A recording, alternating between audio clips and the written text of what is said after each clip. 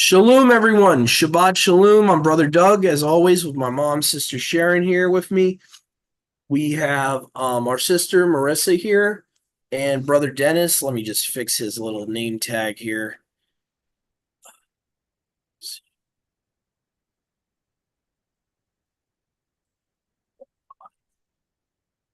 They really need to fix that with the calling in option. It's really ridiculous. All right. There we go. Hold on a second. Got a slash there for no reason. Heck. There we go. So we're going to be doing a study tonight called differences in the book of Nehemiah. So bear with me, guys. I'm just going to try to get this the right thing on the screen here. Just share screen.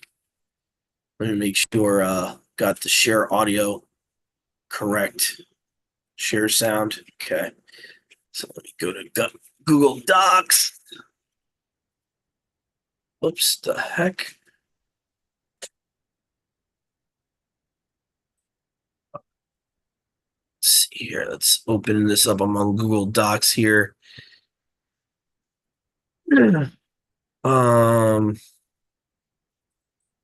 Here we go. Nehemiah. I mean, if we had time, we could probably attempt the Esther one, but we'll see how much time we got since it's already after 10 here near us. Differences in the book of Nehemiah. And let me just put in parentheses LXX versus Masoretic text. So again, for those new to this type of topic, those that don't know what the LXX MT means, MT is Masoretic text, LXX is Septuagint. Masoretic text is what most of your Bibles in the Old Testament are based upon.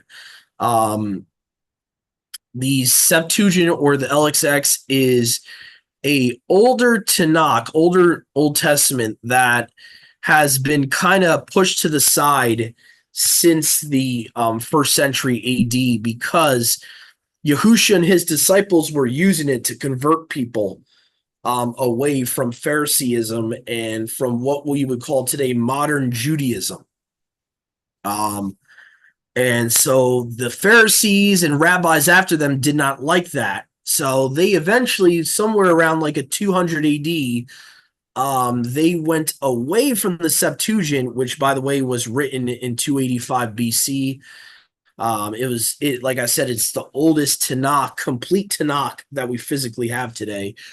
Even though we only have a modern copy of it, it is the oldest as far as date wise, where the original goes back to that we have today. So, but eventually, like I said, around 300 AD, about they decided to start, using their own modern Hebrew copies they had at that time. Hence why you have the Vulgate later on. The Vulgate was based upon whatever Hebrew text that Jerome had at the Vatican, mixed with a little bit of the Septuagint in certain books. Certain books he used for the Septuagint. So anyway, that's the history of it. The Masoretic text was very modern, did not exist until 1000 AD, by the way. 9th, 10th century it was written.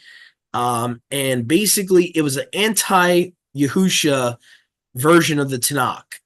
And that's what's in most of your Bibles today. So, when, not to go on a whole tangent,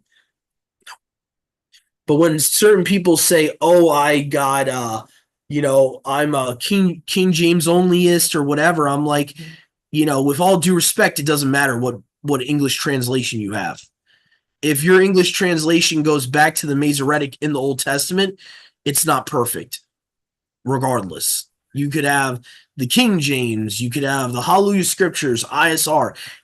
All of them are based upon the Masoretic today.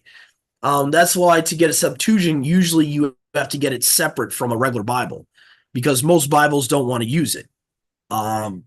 Anyway, but unless you have a Greek Orthodox Bible, the Greek Orthodox Circe Church, they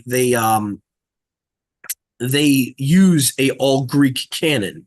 So they use a Greek Old and New Testament, which differs from like every other Bible out there practically that most Christians use. So even people in this walk, when they say to me, what about the Hollow Scriptures ISR? I'm like, yeah, that's predominantly Masoretic as well. It's predominantly Masoretic as well. So, like I said, no one has a perfect Bible today. I don't care who you are. I don't care what version you have. No Bible is perfect.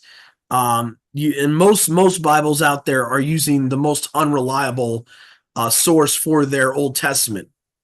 Most Bibles. So we're gonna give you a little taste of that, just to show you why it's important to have one of these. Okay, why it's important to have a Septuagint. Why it's important to look at other manuscripts like the Latin Vulgate. Latin Vulgate is a Catholic Bible, by the way, very easy to find. This one I have is the New Revised Standard Version. Find this on Amazon for when it's not Shabbat, $7, very cheap. But that's why I am when it comes to what I trust in, it's Septuagint number one. You could go down the line from Septuagint as far as whole Pentateuch go. Well, not Pentateuch. I would say the whole Tanakh goes. I would say Septuagint, Targums. What other manuscripts you have? Vulgate, and and then down the line you have other Pentateuchs like the Samaritan Pentateuch and the Dead Sea Scrolls. I would even trust in a little bit more than the Masoretic text. So the Masoretic text to me holds like the smallest esteem as far as I'm concerned. As far as authority goes, I hold it in the lowest esteem as an authoritative Tanakh. Okay, so anyway, sorry about all that. Just wanted to give you guys a preface of what we're about to study about here. So first we're going to look at Nehemiah 1:5. Mom, could you read Nehemiah chapter 1 verse 5 for us? Sure. Then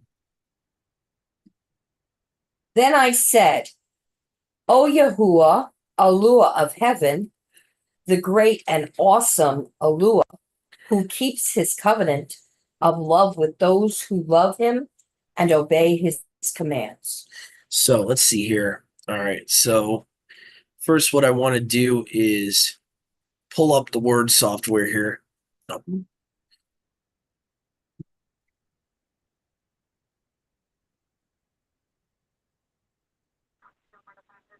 All right. So we go to Nehemiah.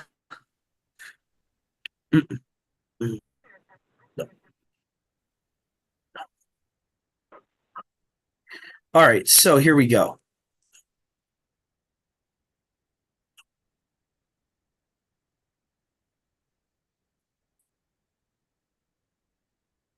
So right here we have Yahuwah, Allah of heaven.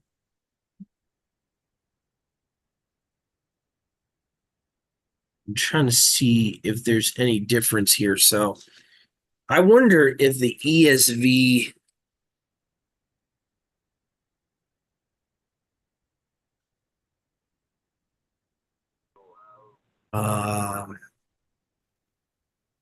I wonder what the difference is here. Hold on a second. See, the one thing about the NIV is that they very often will refer to the Septuagint.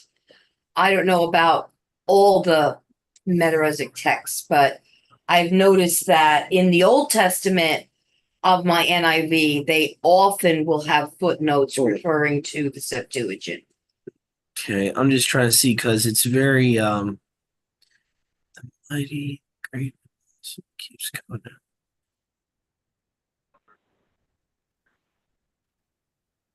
Yeah, I don't know why I put this here because it doesn't seem any different. Well, that's my fault. Yeah. Now that should not be there. That's a mistake, guys. My bad about that.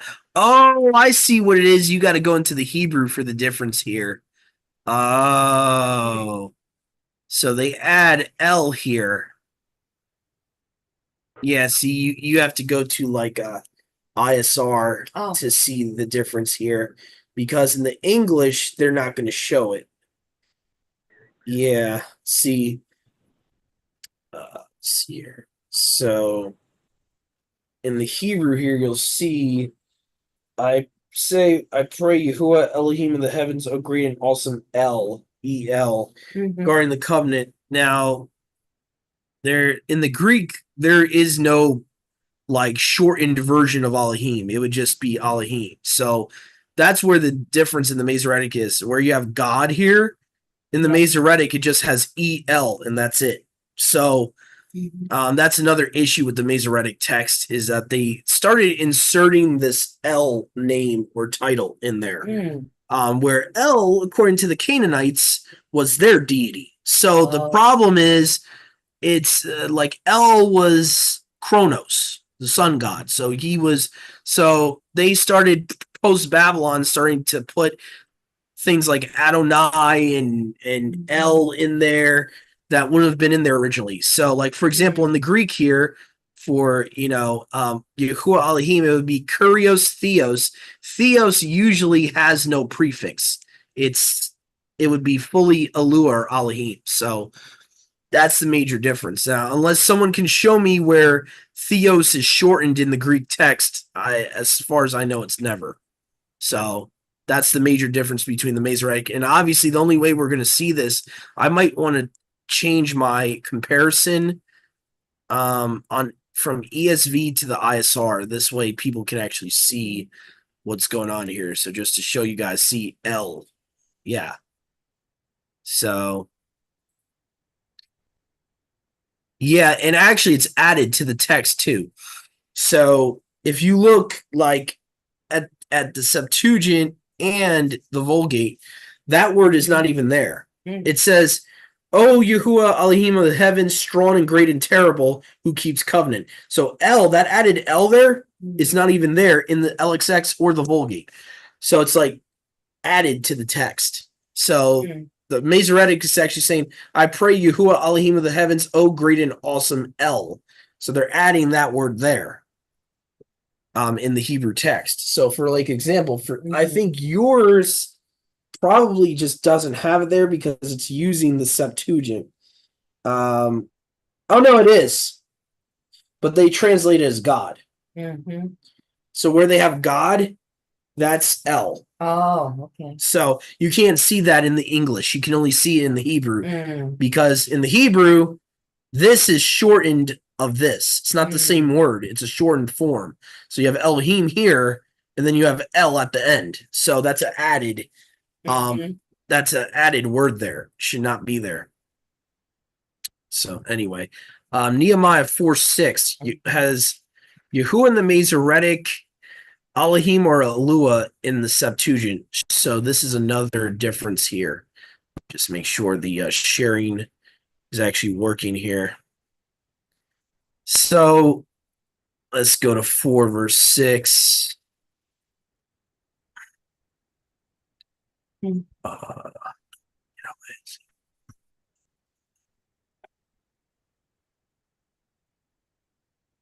wow, the LXX actually doesn't have it. That's interesting. I must have cited the wrong verse. Must have cited the wrong verse. Mm. Let me see something. I've noticed sometimes there's issues where the Breton screws up. Hold on a second. There's got to be another version I can use here. Where's the Charles Thompson? It's weird. I could have swore I had the Charles Thompson on here. Uh, I guess I'll use. I guess I'll use this one instead. See if they fix the verse numbering. I think I might have screwed up here on the cross reference though. It's supposed to be Nehemiah 4:6, and I'm not seeing what I cited there.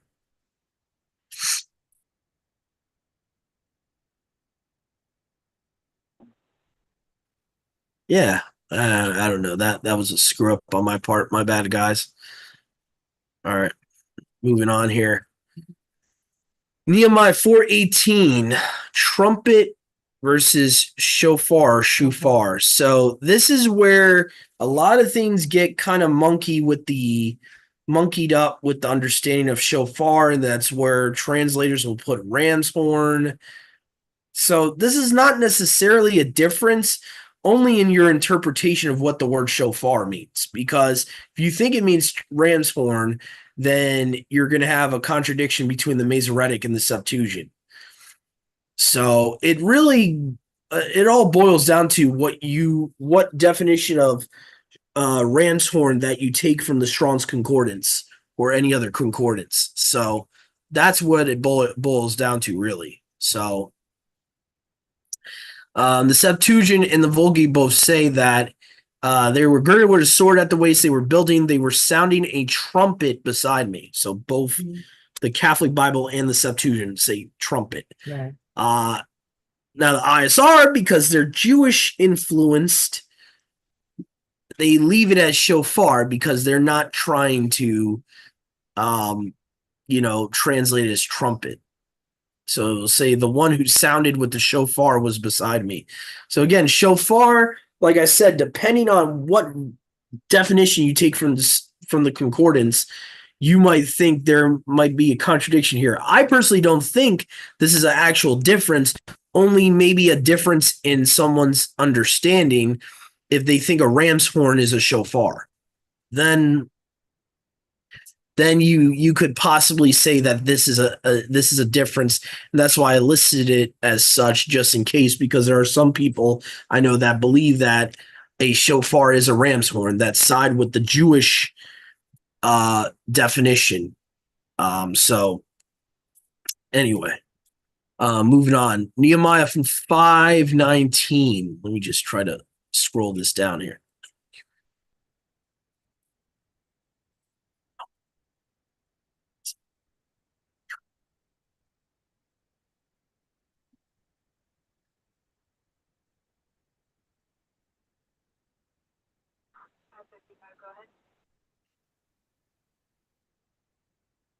All right, 5:19 I said, right? Okay. Yeah.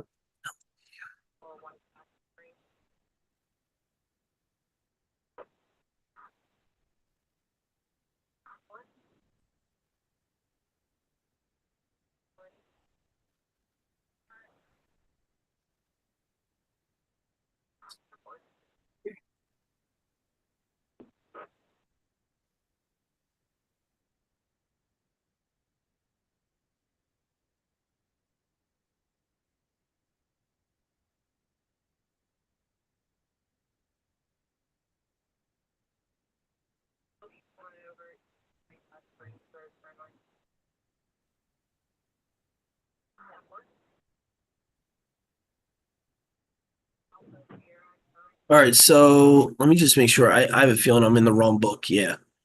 I don't know how that happened. Uh these tabs sometimes do that. I don't know why. See Nehemiah 5:19. No. Remember me, O Elohim, for tube, all that I have done to this people. So this is a very minor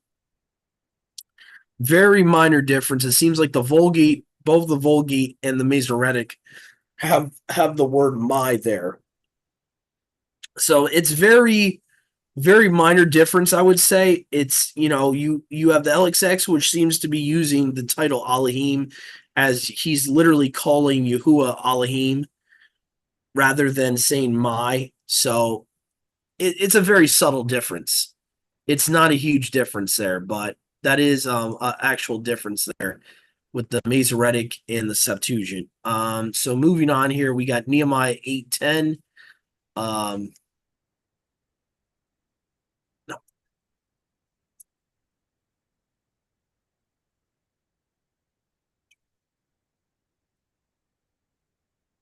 all right. So why do I have these other ones in here? Okay, Nehemiah 8:10. Yahuwah are Elohim. No, no, no.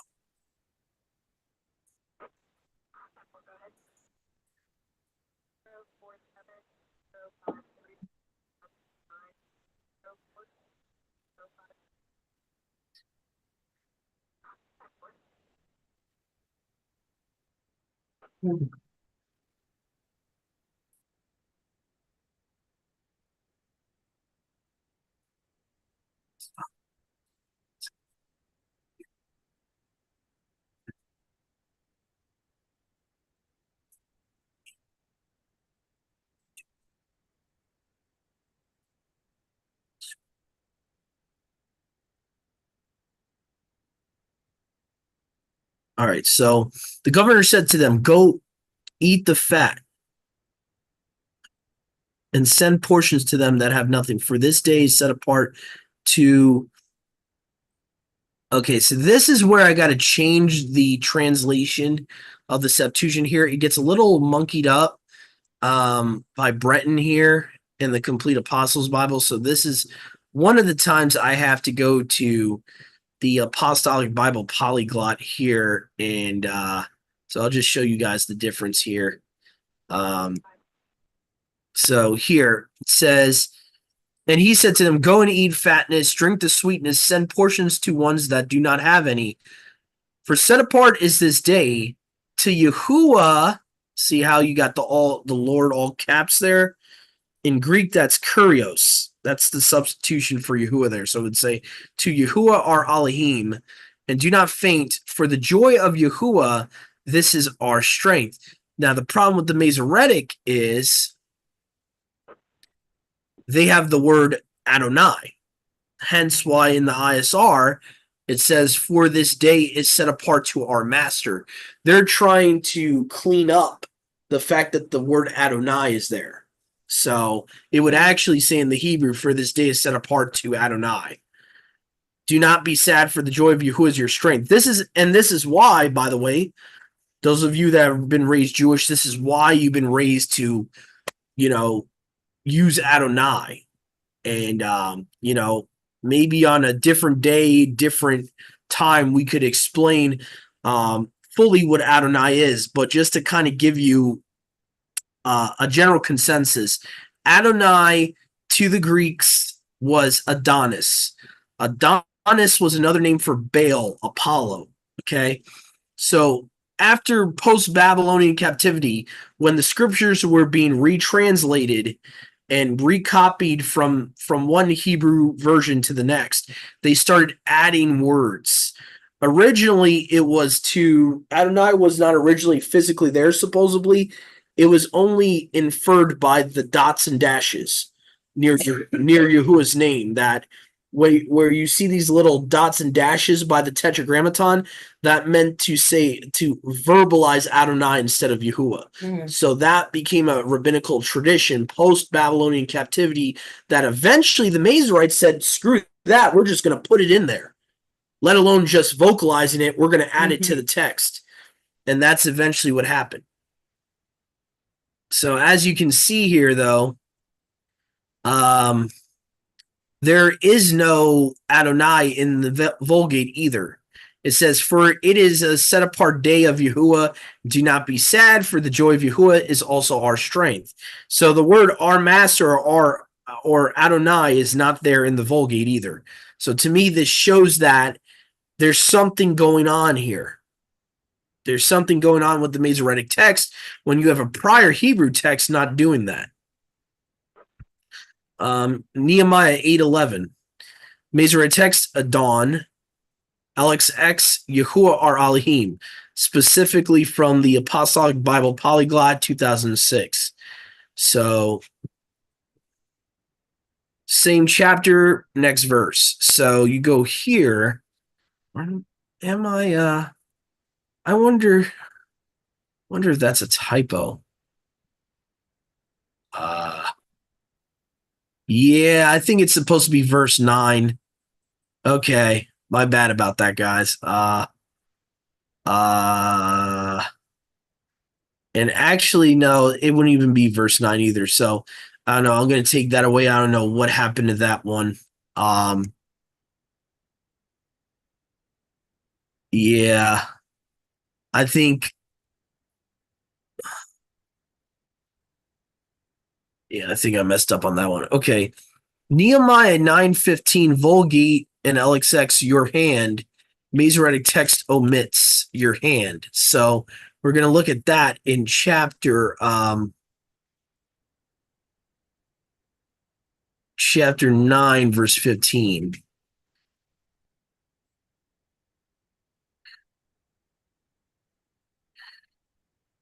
All right, so you gave them bread from heaven and water out of the rock. You brought forth them for their thirst.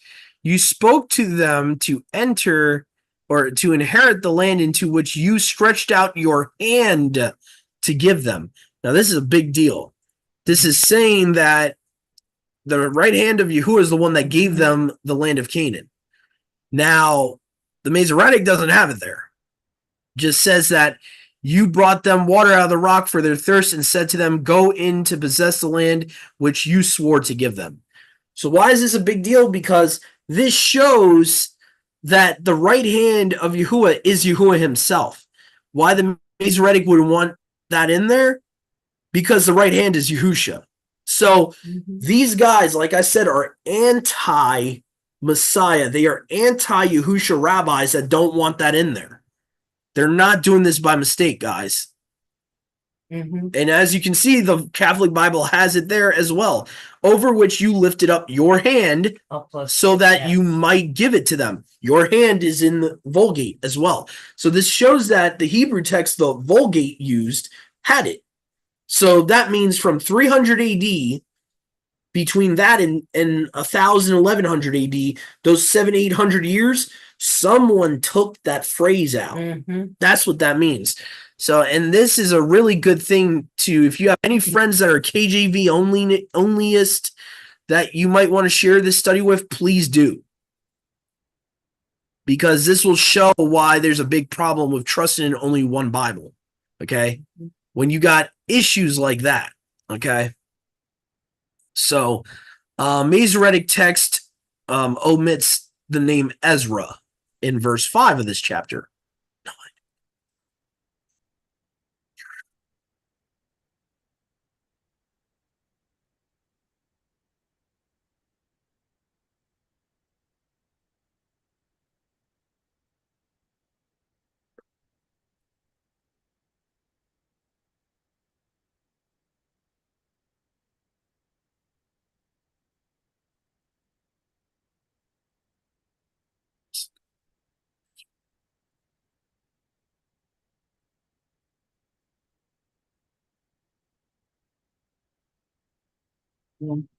So right here, right, talks about the Levites, Yahusha, Kadmiel, Hashbaniah, Sherebiah.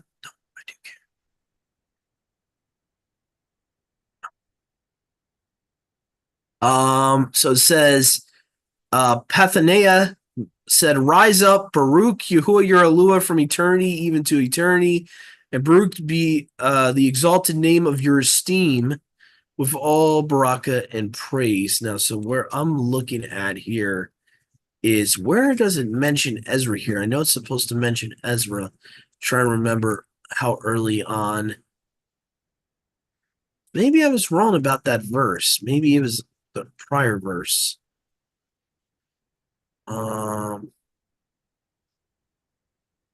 That's interesting. I could have swore Ezra was supposed to be there. Hold on a second. Let me see this, guys, because I know it's supposed to be there. See, the problem is sometimes I get these cross references wrong, or the wrong chapter. Let me see here. Let me do Ezra, not Ezra, Book of Nehemiah. Just type in Ezra and see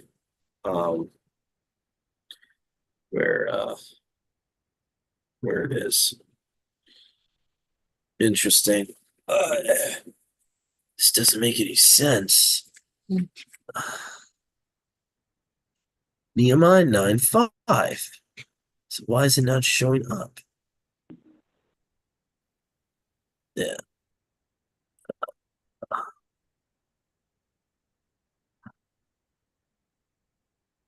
That's weird.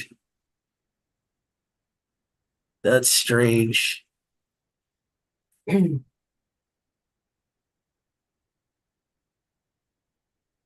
Oh, it's 6. My bad, guys. Yeah, I figured that. Verse 6.